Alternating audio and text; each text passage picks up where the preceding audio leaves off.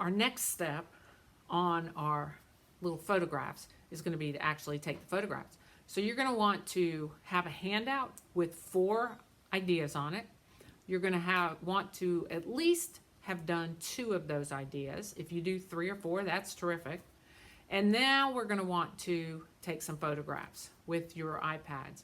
Now here's the interesting thing. We're going to have to really kind of manipulate how this works, and you probably will have to work in partners.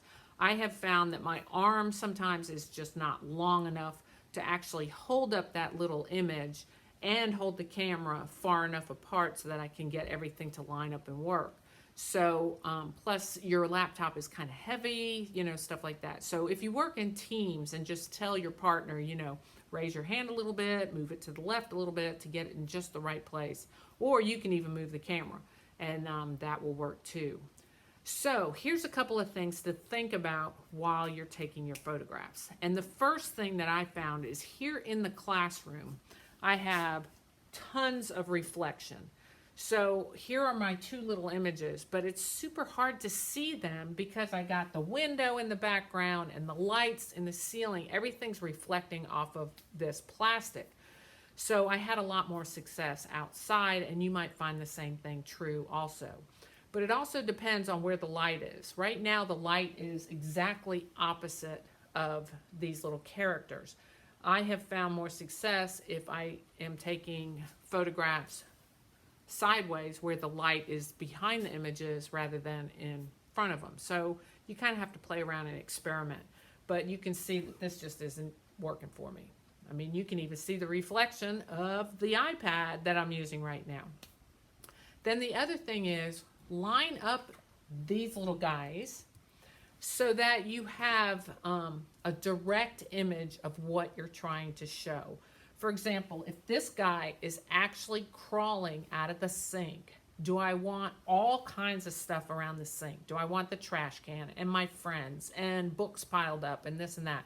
I try to clear away as much of the background and unnecessary things as possible so that he is the focus of the photograph, so that we actually see him doing what he is supposed to be doing, and there's not a whole lot of other stuff going on. Let me show you what I'm talking about with that. So here's my little guy, and he's climbing out of the sink, but the proportion is way off. He's way too big for the sink, and the sink is very blurry. You want him to be part of the environment, not in the foreground. He should be with the environment. So this is a little bit better, but I think I could do even better still. The proportions are much better here, and so he looks like he's a little guy climbing out of the sink. So here's my guy sitting on the railing, but I'm a little bit distracted by all the cars and things in the background. By just turning around and using the other railing against the blank wall, I come up with a better image.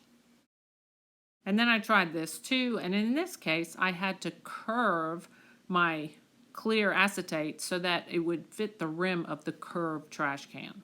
So this guy's good. I got the water going in his mouth, but then you see it tinkling back out the bottom. Not exactly what I want. So this is a little bit better. I have him standing on the edge of the sink, the water's going in his mouth, and you don't see it coming out the bottom. All right, so your job today is to get your 2 guys finished up, and I'll send some more extra paper in case you want to do 3 or 4. Get some photographs taken, at least 2 of good quality that you can send to me at my school address, jdoherty@woodacreschool.org. And then that's how I'm going to grade them. I might even print them out, so we'll see how they look. I'm really looking for some fun new ideas. So have fun with this.